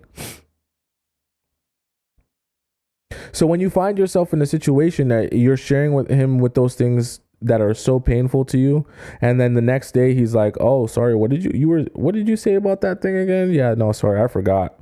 I just, whether he's aware of it or not, that's subconsciously telling you, that should tell you that subconsciously he's really not that interested in you. He's definitely sure not in love with you. I'll tell you that for free. Okay? Because anytime you love someone and they tell you things that are painful to them, you're going to be in pain too. Experiences that are painful, you're going to be in pain too. You're going to remember those things. That forgetfulness is only going to, should be telling you that they're not that interested in you. And so anything important that you do tell them, it's like a fart in the wind. It's like a fart in the wind. It's like a fart in the wind. Someone said, I'm scared to know what he wants. If you're scared to know what he wants, then you know what he wants. Sorry to tell you. Sorry to burst your bubble. If you're scared to know what he wants, then you know what he wants, because he doesn't want you. I'm telling you guys. As this is why I teach you guys so much about spirituality, because I'm actually trying to arm you with things that will help you in the future. The more spiritual you become, because you're a woman, the emotions are tied to your spirituality, tied to your intuition, tied to your womb, all of that good stuff. The more spiritual you become, I didn't say religious, the more spiritual you become, the stronger your intuition becomes, the stronger your emotional intelligence becomes, the less you will have to question situations or intentions. Right? All this stuff about, I don't know, does he want to take care of me? Is he really serious about me? Does he really care about me? You're asking that question, or you're saying, I don't want to know how he feels about me. I don't want to know if he doesn't I don't want to know what he wants. Well, it's because you do know what he wants. You know that he doesn't want you. You're just scared to realize that. Remember how I talked about yesterday? I told you guys, you got to watch every stream. You got to be with me every day. We talked about yesterday the laziness and the laziness and not wanting to have clarity, because you don't want to have clarity because you don't want to answer the question for yourself. Oh, am I wasting my own time or no? Does this guy really want to be in a relationship with me or no? You don't want to answer that question for yourself. You want to keep stringing yourself along. So you want to be like, I'm not sure what he wants. I won't ask him. I'm not sure if he's feeling me. We won't address it. We'll just keep it hidden. Hopefully I never have to actually find out. Pulong said, you're afraid of the painful truth. Exactly. If you're sitting around questioning, I wonder if he likes me. I wonder if he's into me. I wonder if he cares about me. I'm going to tell you the truth. He doesn't. If you're sitting around questioning that, he probably doesn't that much. Like if you're serious, like I'm not talking about, if you meet a guy on the street one day and you're like, I can't tell if he's in love with me or not. I'm not talking about that. I'm talking about if you're in an ongoing situationship or relationship with the guy and you're like, I'm scared to know how he truly feels about me. Be for real. Be for real. Be for real. Be so for real. Okay. Not to be mean, just be so for real. Be so for real. Now, number 6 was forgetful. Number 7 and the last one, and the most important one to me, lack of detail. This is one I've talked about before. Lack of detail. This is one I've talked about before. And I've talked about it plenty of times. We'll discuss it again because I know some of you guys are new here. Lack of detail. What I mean by that, when I say lack of detail, is it kind of goes in line with being forgetful. When you ask a guy what he loves about you, right? Or likes about you, whatever. We'll say loves because let's talk about serious relationships. When you ask a guy what he loves about you, and he can't actually describe in detail what he actually loves about you specifically, oh my goodness. That is the strongest sign. that he is using you. The strongest sign. The strongest sign. At least all of them are strong, but that is super strong. Because as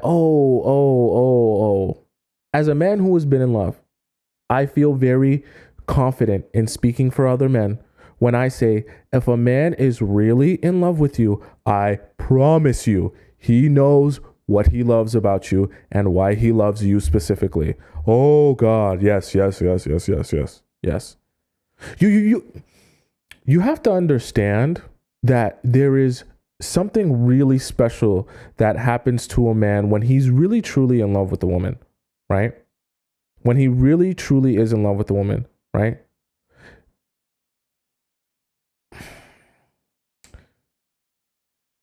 You notice so much detail about someone that you love. Truly. It becomes like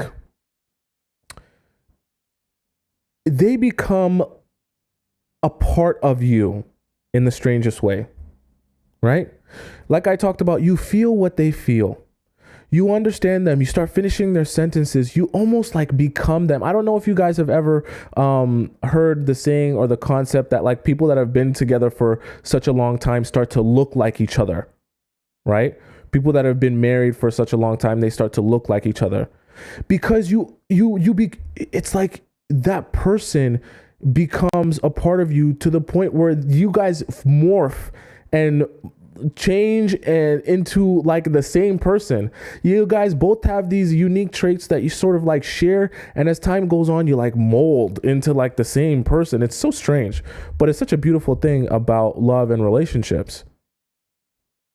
But I say that to say, if a guy really loves you, I promise you he knows what he loves about you, which is why I always tell you guys, for those of you guys who are the super A+ students in my live stream chat, you should know what this is that I'm about to say. What do I always tell you guys is one of the best questions to ask a guy to get an understanding of what he likes about you.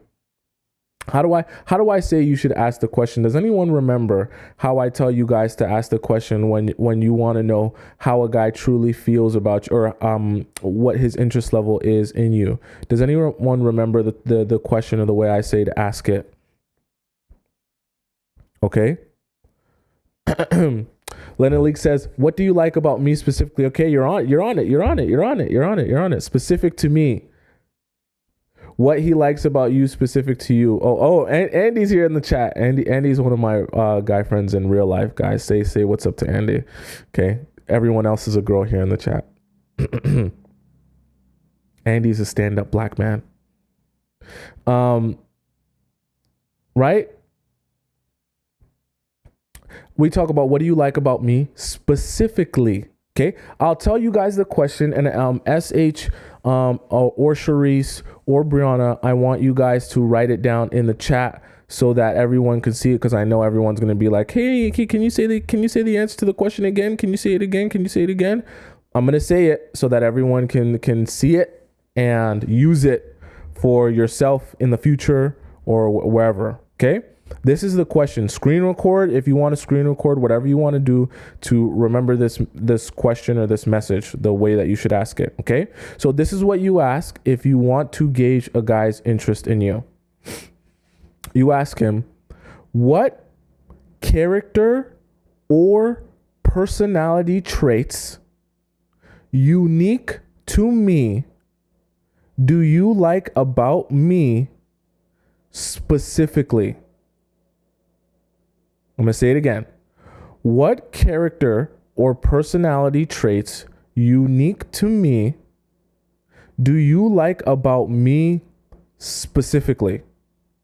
One more time, because I know you guys might type slow. What character or personality traits unique to me do you like about me specifically? The reason I say to ask that question in that way is because any guy who is truly interested in you and not just using you will definitely be able to answer that question. Okay? Because the only way to answer that question properly is to answer it in detail with specifics. And that's what you want. Now, I know some of you guys are new here, so I'm going to give you the 3 types of answers you do not accept if you ask him this question. And when I say do not accept, I mean that is not an answer to the question. Okay? So if he's struggling to answer the question aside from in these, like if he answers the question in these 3 ways, you know something's wrong, something's off. And if he can't answer the question aside from in these 3 ways, you know something's off. And I'm so serious about this. This I'm 100% like super serious about. These 3 types of answers you do not accept. You do not accept an answer that has to do with your physical traits. You do not accept an answer that relates back to himself. Okay, relates back to himself. And you do not accept an answer that is vague. Okay, I'm gonna say the 3. I'm gonna discuss to you guys in detail the 3, but I'm gonna say them again. The 3 types of answers you do not accept. You do not accept an answer that has to do with your physical traits. You do not accept an answer that is vague, and you do not accept an answer that relates back to you. That relates back to himself. Okay? Now, let's go through all of these because I know that it's a little bit confusing. Okay? Number 1, you do not accept an answer that has to do with your physical traits. If you ask him this question, what character or personality traits unique to me do you like about me specifically? And he says, I like that you have such a big booty. I like that you have voluptuous breasts. I like that you have a supermodel smile. I like that you are just have such a small waist. Okay? If he answers you like that, you do not accept that. Simply because no matter how young and hot you are right now, you will eventually be young and old. Hot and old. Nothing wrong with that. We all age. Okay? The problem is beauty is tied to youth. So as you become older, you become less desirable, right? Here's the problem though. You're going to get older. So what happens if all of his reasoning for being with you or loving you is based on your physical traits when you're youthful? Because eventually you'll be older and you won't have your youth or your physical traits to rely upon. So then what happens if all of his focus has been on your physical traits? His head turns to the newer, younger, hotter girl. And you've lost your man just that fast. Okay? That's why you don't want it to be based on your physical traits. The next thing is it being vague. You don't want to accept an answer that is vague. By vague, I mean something like, you're so nice. You're so kind. You are so good. You're just a good person. You're just great. Things like that can apply to literally anyone. Literally anyone. His mother, his brother, his dog. Statements that just mean nothing because they're extremely vague. I think that one's straightforward. You know when someone's being vague because you'll be like, okay, and more, right? Number 3, this is the one that's the hardest to understand and grasp because usually I would probably say that when a guy's either trying to trick you or trying to be slick, this is usually the go-to one that guys use without even realizing it. When they're trying to seem meaningful, but they don't actually mean it. They'll use an answer that relates back to themselves. Okay? I know that's a little bit confusing for some of you guys. I'll explain. He'll use an answer that relates back to himself because it's not really about who you are. It's more about how you treat and serve him. The problem with that, though, is if the reason he's with you is about how you treat him, realistically, he can get anyone to treat him that way. It's not really about you specifically. It's more about you treating him this specific way. So Heaven forbid another girl comes along that's prettier than you, that treats him that same way, he'll be gone. You understand what I mean? So the reason I say you don't want it to relate back to, that's the reason I say you don't want it to relate back to him. Because that's not really about who you are, the person you are. It's not about him taking notice about the details of your character and your personality and falling in love with the person that you are.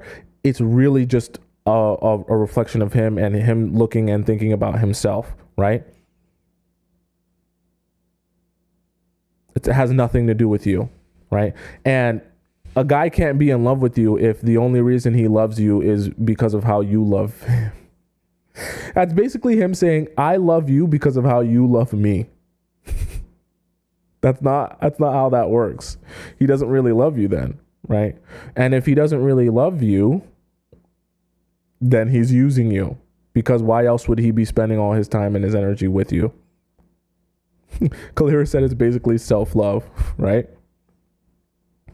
And a lot of guys will go to that when they're trying to make it seem like they're really into you, but they don't know what to say or how to describe it. So they'll use that one because they don't want to be, they know they're probably smart enough to know that being vague would probably turn you off or raise up red flags. And they're probably also smart enough to know that saying, oh, you got a big booty, that's the reason I love you, would sound really strange and be a super red flag. So they usually use that one when they're trying to be slick.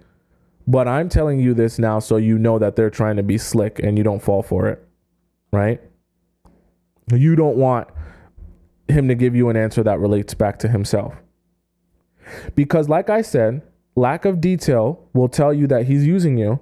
And if he can't tell you in detail why he loves you, I'm talking about you specifically and your personality and your character, I promise you he's just using you. Promise you that. Marissa says, wow, so today I learned a man has never actually liked me. Well, yeah. I mean, why do you think you're here? I mean, if your relationships worked out how they were supposed to work out, you'd still be in those relationships. No diss. We're all here to learn, me included, right? We all are growing. We're all a work in progress, including me. Okay. And I don't want you guys to take this information and be like, oh my God, all men are trash. All men are only going to treat me badly. All men are only going to or disrespect me and never treat me right and never this and that. No.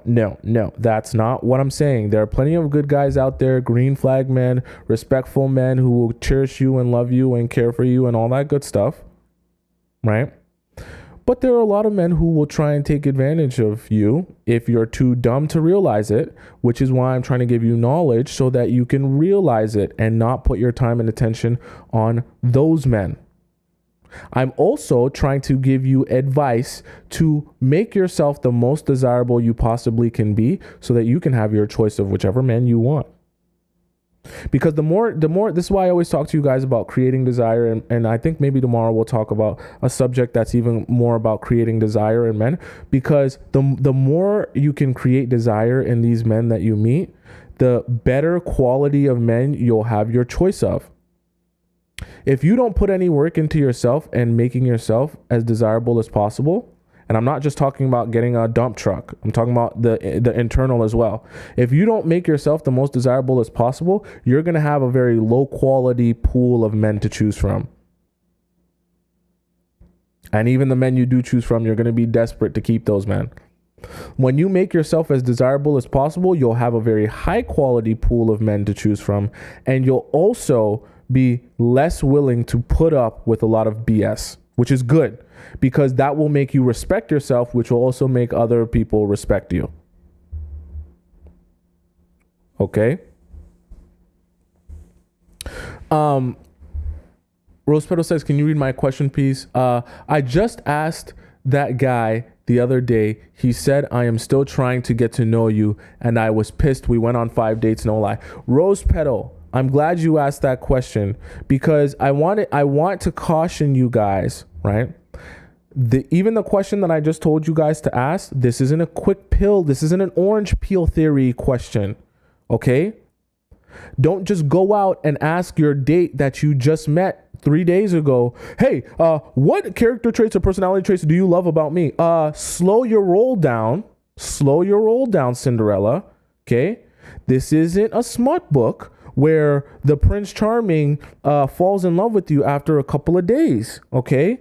You guys need to be, if you're using that question, that should be in, if a guy has told you he loves you, I'll just make it easy for you guys. If a guy has told you he loves you, then you should ask that question. Okay? If you guys are on an I love you basis, then it's appropriate to ask that question.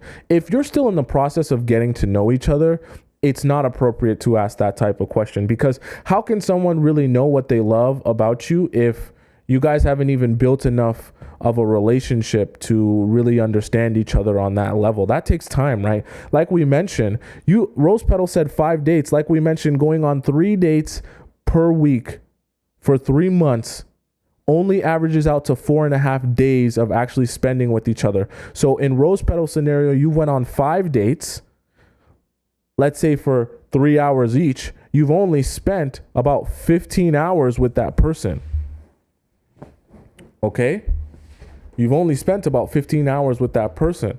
So it's not really logical for either of you guys to really know what you love about each other. You've only spent 15 hours with each other. Okay? Rose Petal said he said he wants to be in a relationship with me. Then you should be asking him, well, what about me makes you want to be? Ask the question in a different way. What about me makes you want to be in a relationship with me? And if he can't answer that question to you in kind of in a detailed way, then you're with a guy who doesn't know what he wants truly. He's just saying that. He's just telling you words. Because if he's telling you he wants to be in a relationship with you, he should also be able to tell you why. That's not a crazy thing to ask. It's not a crazy thing to ask. Because a guy who knows, all that stuff you guys, that people be talking about, oh, he's gonna propose in the first week because he knows what he wants. A guy who really knows what he wants, when he actually is in a relationship with you, or when he actually makes you his wife, he will be able to tell you and anyone he meets exactly why he chose you to be his wife and not someone else. And the answer won't be, oh, because when I met her it was love at first sight. That won't be his answer. I promise you that. Don't let no one, TV show, no person, no mother, no father, no best friend convince you that, oh, I met her and when I laid eyes on her it was love at first sight. Don't allow that ever to be the answer that you stick with. Because if he was in love at first sight, well, he'll easily fall out of love at one glance. Okay? Same way you get him, same way you lose him. If all he had to do was look at you to fall in love with you, all he has to do is look at you to fall out of love with you. Very simple. Right? Any questions that you guys have? So someone said, please, how do we beat him at his own game? You should be listening to me every day. If you guys really want to know how to beat a guy at his own game, you should be watching every single one of my videos on TikTok and YouTube.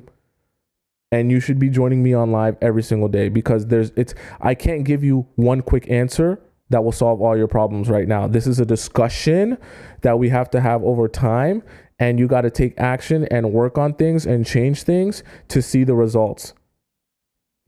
Guys, I'm gonna be the first one to tell you, I am not here to give you one quick fix to solve all your problems. If you want your life to truly be changed and transformed, you got to stick with me. You got to stick with me, listen to me, right? Not that I have all the answers, but I mean, I'm going to give you a guy's perspective, right? Absorb that, use that knowledge, go out in your own life and take action, right? And verify that the things I'm saying work and are true. Okay? But this process happens over time. It's not just, oh yeah, so buy my magic pill and you'll have all the guys worshiping you. No, I will never sell you that. Some other people can sell you that. Okay? I don't have any problem with the people that will sell you that. Take my course and your life will be solved. Listen to one of my videos and my 30-second video and your life will be solved. Do this one time thing. Take this magic potion and all your relationship problems will be solved. Sorry. I'm not gonna sell you on that. Okay. I'm just not going to. That's not how life works. You want something to be changed? Stick with me every day. Listen to me every day. We'll have conversation every day. I'll learn from you. You'll learn from me. You can go out. You try things. You work on things. You change things. You adjust things. Okay, you guys are all saying, okay, daddy, in the chat. You guys are funny, right? You go out. You work on things. You adjust things. You come back. You listen some more. You try some more things. You take some more action. And you'll see your life change and transform over a period of time. And then one day you'll look back on your life as it once was and you'll be like, damn, I've come so far.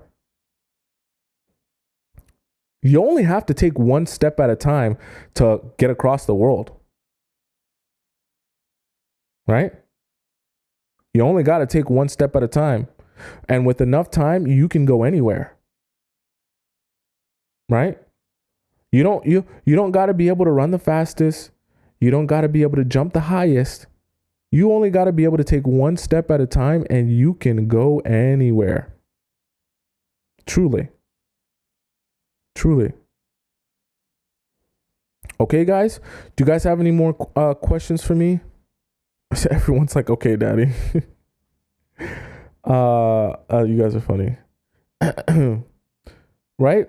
But in all seriousness, I really mean that. Like there is no one quick fix, but I promise you, if you stick with it every day and you actually try to implement these things into your life and take action towards it, I promise you, you will see a change. And you won't see a change because I did it. You'll see a change because you did it. You are the creator of your own reality. Okay? You'll see a change because you did it, not because I did it, not because I answered your question, not because I gave you the perfect piece of advice that now you did the one thing and now all your problems are solved. No, you'll see a change because you actually went out and made a change, right? And changed your own life. Okay? Truly. Batia says, can you talk next time about body language on dates? Okay, I'll put that down on the list of things to talk about. Maybe not tomorrow, but to talk about. Okay. Issa says, can we be friends in real life? One day, guys, I'm going to do a meet and greet for you guys for sure. Maybe this summer. We'll see how things go. Because I know you guys want to meet me in person. I don't know why, but I'm sure you guys want to meet me in person. So we can definitely have some sort of in-person thing going on. But if we do, it'll probably be in Toronto where I live. So I don't know for those of you guys who are living in the US or those of you guys who are living in the UK, how you would make it, but we could definitely do something, but it would be in Toronto. Okay. For sure though. We'll do something in person though. It'll be big. All right, guys. So that's the show for today.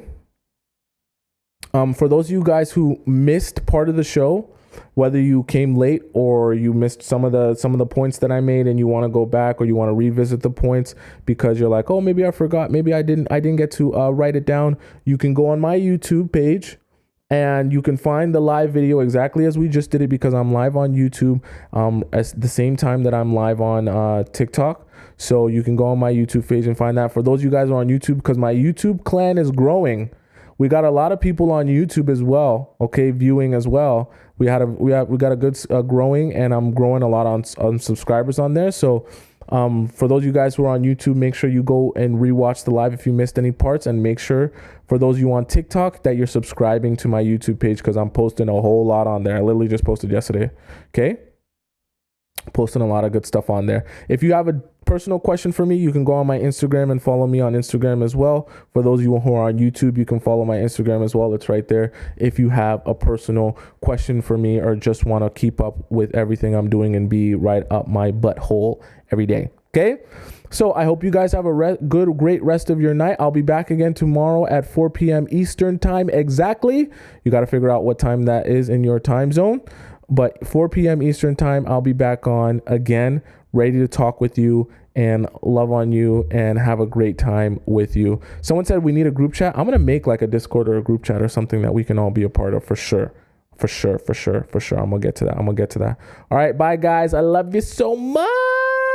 I'm going to see you tomorrow, 4 p.m. Eastern. Be there or B square?